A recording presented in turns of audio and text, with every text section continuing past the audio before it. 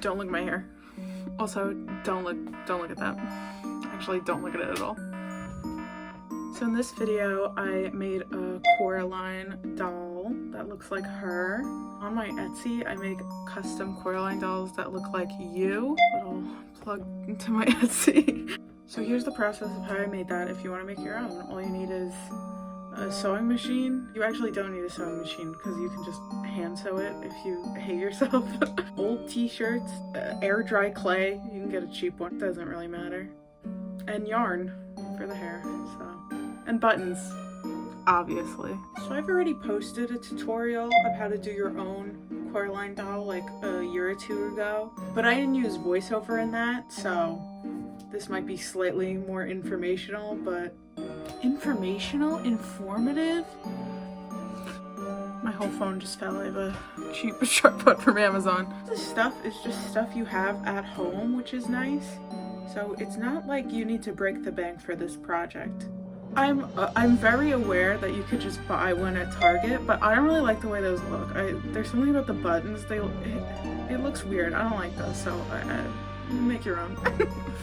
So there's actually another thing you had to get, wire. So this is the first step. Make a wire frame that looks like so. My dad makes them for me, so can't really give you a tutorial on that.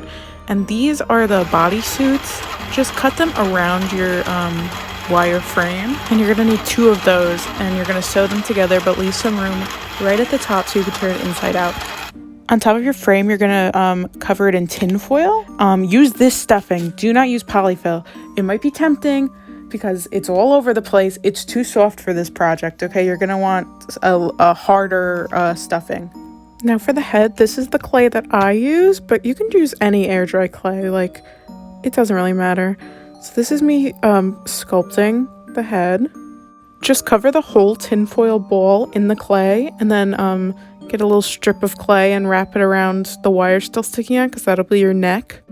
Roll a little cone for your nose, and then just press it. And I just use my fingers. You can use sculpting tools if you're like actually a sculptor, but this is the only thing I ever sculpt.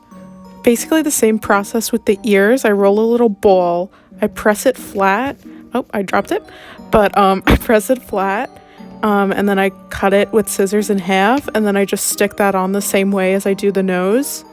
After that, go over the whole thing with water to make it smoother. This also helps if there's any cracks, you can just smooth them over. Now using a pencil, you want to sculpt your little line. So I do 2 lines for the ears, and then I go over the mouth for the stitching part. Once you let your clay dry, now it's time to paint it. And I just use a regular skin tone like paint. I use like the cheap Michaels paints, like acrylic paints, so don't worry about it if you don't have any nice paint. Also, any skin that's exposed on the body, just paint right over the fabric. You could use a peach colored fabric if you have it, but white is a lot easier to get. I've seen a lot of people sculpt the buttons, but I just use actual buttons. And before I glue them on, I like to go over them in thread so it looks like they're sewed on. So just loop it a couple times. Once the base coat is dry, go over the cheeks and the lips with a very light pink and add a couple freckles, and then it's time to glue the buttons on. I just use hot glue. As that's drying, it's time to make the clothes. I just use t-shirts from Michaels, but you could definitely use your old t-shirts. So her outfit in the movie is a skirt, a striped pink shirt, and the raincoat. So here's how you make the skirt. Fold over the black 3 times, and then make 2 semicircles. And once you cut that and unfold it, it'll be a good skirt. With the pink top, I usually use this outline, but you could just put your doll over it and trace out where logically the shirt would be. And make sure your fabric is double-sided, so you can just cut out the 2 at once, and then you can just sew them together. And then you could just cut out the back to put it on your doll and sew it back up. Same process with the raincoat, just go longer than a usual shirt would go, and then cut it out the front because the jacket's open. Just paint on the shoes and the stripes on the top. Forgot to mention, for the collar on the neck and the band around the skirt, you could either use like a thin strap of the colored fabric, or my method, the hem of a t-shirt or the like band at the bottom or around the sleeves, cut that and glue that as your strip, because it looks like you put more effort into it than you actually did, and then just hot glue it in place. That just keeps the clothes, you know, in place. So that's a good note. Here's her in her little outfit. So this is me just sewing buttons onto the raincoat, because I just used regular t-shirt fabric, not raincoat fabric. So I thought this made it look a little bit more like a raincoat. I painted black buttons yellow, and I only used 2 coats because I sort of liked how it looked grimy with the black sticking through, but that's a personal choice. Even though I use black buttons, I like to paint them again because the ones I use have a little bits of white in it, so I like it a nice solid black. When painting the eyebrows, try to go for what they have in the movie. They're very long and thin, so that's what I was going for. This is something I actually don't usually do for my dolls on Etsy, but when I was looking at the picture, I saw that there were 2 little bands to separate the hands into like fingers. So I decided to do it on that, and I really like the way it came out, so I'll probably start doing that from now on. But it was super easy, just like sew a loop through, put it back the way it came, and knot it. That wasn't very descriptive, but there you go. This is just me dressing her.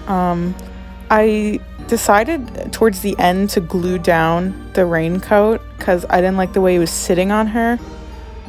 I skipped over painting her head blue, but just paint on the back of the head and like the sideburn area blue. The same color as your yarn is preferable. Then put down Mod Podge, and you can lay the yarn from there. You can see the way I do it is like I make it one whole piece goes around the whole way because I find that much easier. But you could do like, if you want to part down the whole middle, you could torture yourself with that. That's fine. And there she is, the finished girl. I really like the way this came out. I've done this once before and I didn't like it so much, but I really like this one.